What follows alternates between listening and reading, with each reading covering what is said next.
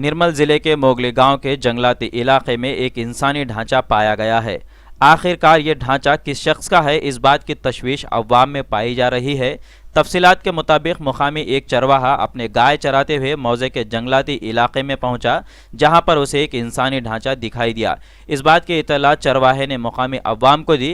मज़कूरा इतला गांव के लोगों ने मुतालिका पुलिस ऑफिसर्स को भी दे दी, जिसके फौरी बाद तानूर एसआई वेंकट रेड्डी व मुधोल सीआई श्रीनिवास ने मोगली गांव के जंगलाती इलाके में पहुंचकर इंसानी ढांचे का जायजा लिया। उन्होंने शुबा जाहिर किया कि किसी ने नामालूम शख्स का कत्ल करके थैले में डालकर जंगलाती इलाके में फेंक दिया है, ताकि मकतूल का पता न चल सके। ताहम पुलिस ने बताया कि मकतूल के बाकियात को इकट्ठा करके डीएनए जांच के लिए दवाखाना मुंतकिल कर दिया गया है। इस सारे मामले के पसपर्दा किसका हाथ है, ज़रूर पता चलाया जाएगा। भैंसा से जे साईनाथ की रिपोर्ट।